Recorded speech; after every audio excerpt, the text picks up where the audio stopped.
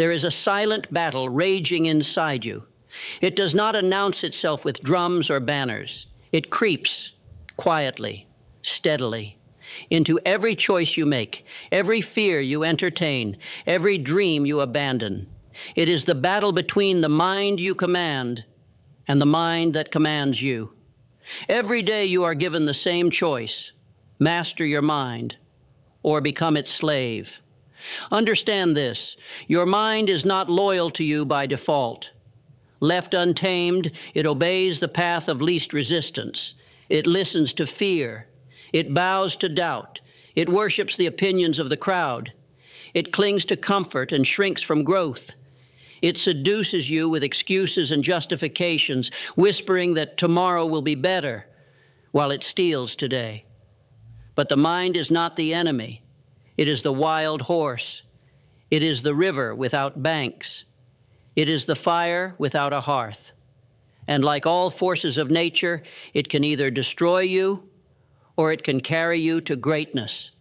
Every titan who ever lived, Carnegie, Lincoln, Ford, Edison, Disney, they all fought the same invisible war, not against the world, not against their circumstances, but against the pull of their own undisciplined minds.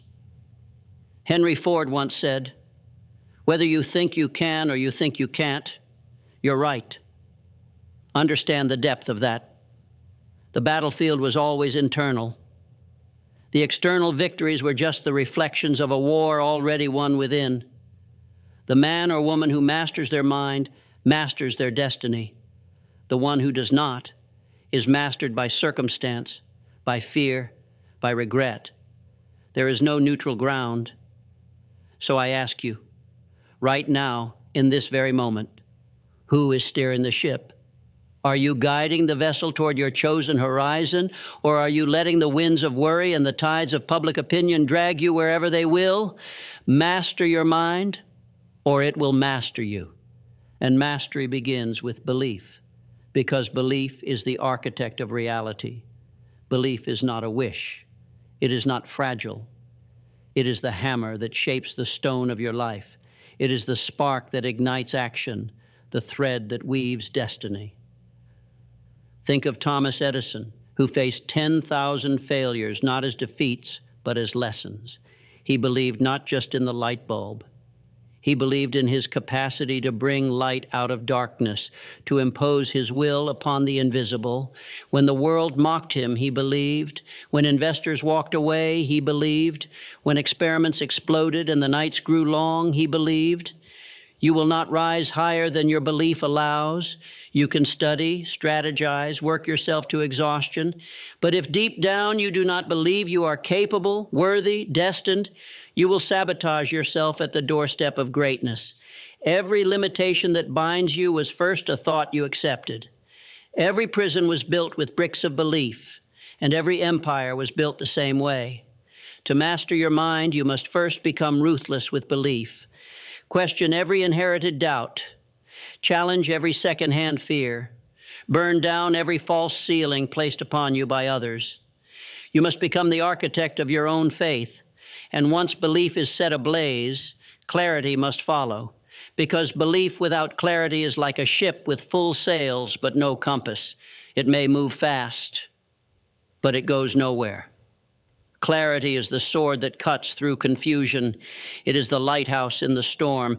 It is the voice that says, "This is who I am. This is what I seek. This is where I will go." The world is full of the busy, the frantic, the endlessly distracted, chasing fragments of other people's dreams. Do not be among them. When Andrew Carnegie set out to build his fortune, he did not chase every opportunity that glittered before him. He chose steel, and he poured every ounce of focus, every drop of blood and sweat into mastering that singular pursuit. Clarity transforms scattered effort into unstoppable momentum. Ask yourself, what do I want truly? Not what the world says I should want, not what others expect of me. What do I want so deeply that I would suffer for it, sacrifice for it, bleed for it? Write it down, carve it into the stone of your mind. Let it be your North Star. And from clarity, vision is born. Vision is the ability to see what is not yet visible. It is the power to inhabit a future reality so vividly, so completely, that it bends the present toward it. Walt Disney stood in an empty field of swampland in Florida and saw a kingdom, not because it was there, but because he carried it within him. Vision is a blueprint the world cannot see until you make it undeniable. But vision is not passive. It demands purpose. It demands discipline. It demands action, massive and relentless. Because a vision without action is a hallucination. You must build the bridge between the unseen and the seen, brick by brick, day by day, with blood and sweat and faith. This is the forge of mastery, and it is here that most fall. They speak of dreams but refuse the discipline. They chant affirmations but reject the work. They admire greatness but shrink from the sacrifice. But you must be different. You must understand. Discipline is freedom.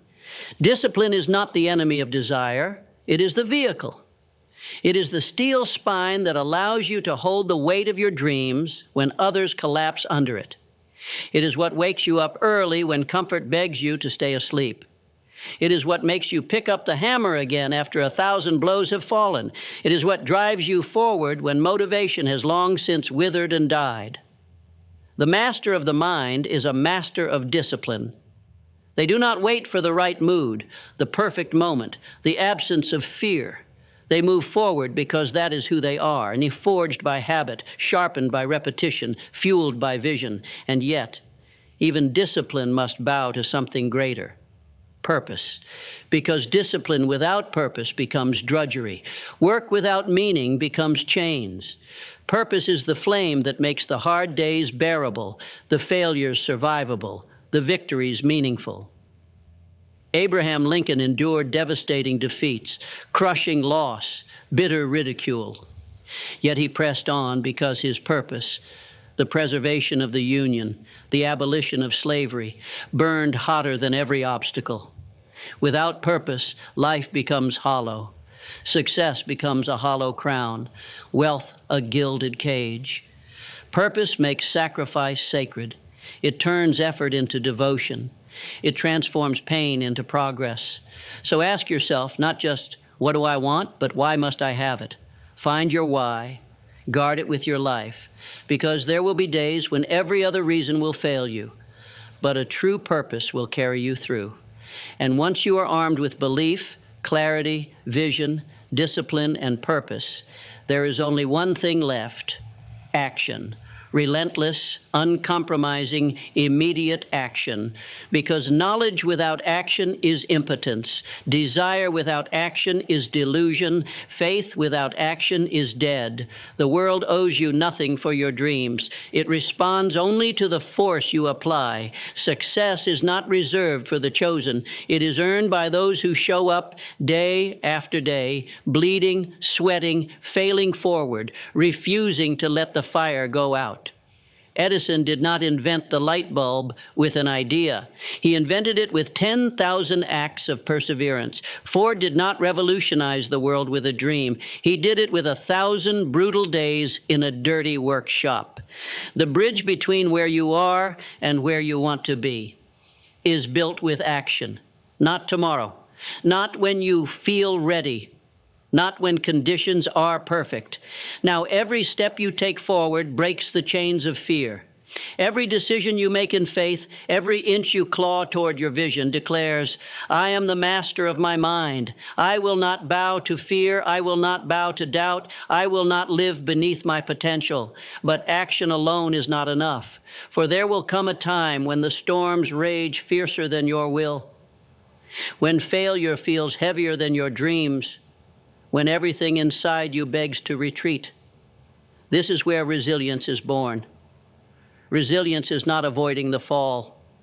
It is the art of standing back up, stronger and wiser after the fall. It is looking defeat in the face and saying, you will not have me. History does not remember those who never stumbled.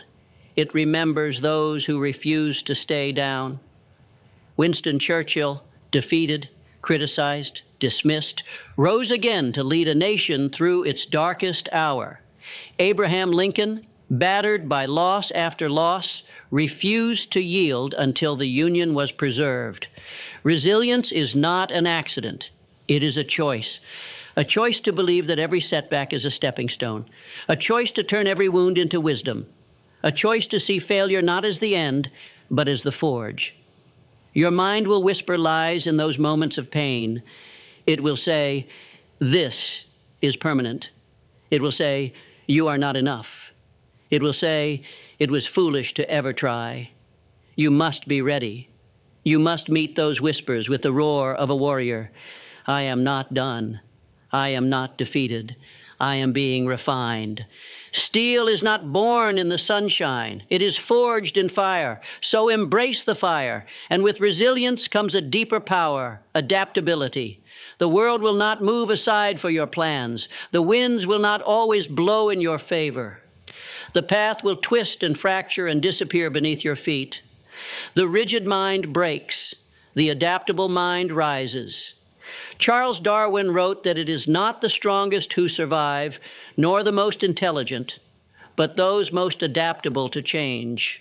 Mastery of the mind requires you to hold your vision firm, but your methods loosely, to pivot, to adjust, to reinvent without losing your soul. When opportunity closes one door, the adaptable mind finds another. When an old dream dies, the adaptable mind births a new one. You must become like water, unstoppable, unbreakable, reshaping yourself as needed to reach your destiny. Adaptability is not weakness. It is survival. It is strength beyond strength. It is the power to thrive no matter what the world hurls against you. But adaptability, too, must be anchored in something deeper, something that cannot be bought, taught, or stolen. Gratitude. Because in the chase for more, you must never lose sight of what already is. You must never let ambition poison your soul. Gratitude is the antidote to fear. It is the shield against bitterness. It is the compass that keeps you aligned with what truly matters. When the nights are long, gratitude reminds you of the fire still burning within. When the failures pile high, gratitude reminds you of the victories already won. When the dream seems distant, gratitude reminds you of how far you have already come. Do not wait for perfection to feel grateful. Gratitude is not a reaction, it is a weapon. Use it. Start every day counting your blessings, not because life is easy, but because life is a gift. Start every journey celebrating not only where you're going, but the incredible miracle that you even have the chance to walk the path. A mind anchored in gratitude is a mind immune to defeat. And yet, gratitude does not mean contentment with mediocrity. It means seeing the blessings of today while building the greatness of tomorrow. It means standing on the mountain you have climbed and still hungering for the next summit. Because the true masters of the mind know there is no final destination. There is only growth, and growth demands learning, lifelong, relentless, passionate learning. The mind you have today is not the mind you will need for tomorrow's battles. The skills you possess today will not conquer tomorrow's mountains. The knowledge you carry now will not unlock tomorrow's kingdoms. The moment you stop learning, you start dying. Andrew Carnegie once said that a man who acquires the ability to take full possession of his own mind may take possession of anything else to which he is justly entitled, but possession begins with humility. The humility to know you do not know enough. The humility to remain a student, always. The humility to seek, to ask, to fall and rise again, wiser each time. Study the greats, study the failures, study your own heart. Never let pride close the door to wisdom, because every day the world is either sculpting you or you are sculpting yourself. And those who master their minds, truly master them, become unstoppable sculptors of destiny. They do not wait for the world to hand them opportunity. They carve it out of stone with their own blood and will. They do not beg for success. They demand it, not from others, but from themselves. They do not live by accident. They live by design. They wake each morning with purpose pounding in their chest. They move each day with the solemn understanding that every thought, every action, every sacrifice is writing their legacy. They do not drift. They do not shrink. They do not surrender their mind to fear, to doubt, to laziness. They seize the reins, and in doing so, they seize their life. And when the final hour comes, they will not look back with regret.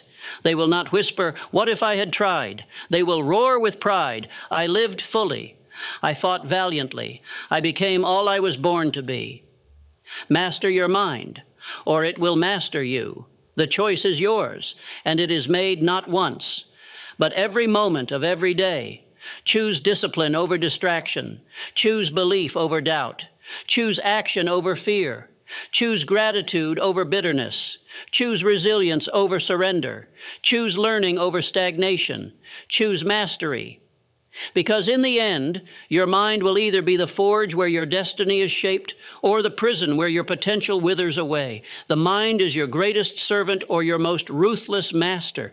Train it, command it, sharpen it. And when you do, when you rise each morning with the fire of purpose in your veins, when you move through this life with clarity and courage and relentless action, you will find that the world bends not to those who wish, but to those who will. The mind is the battleground, and victory belongs to the relentless. Master your mind, or it will master you. The clock is ticking. The war is raging. The choice is yours.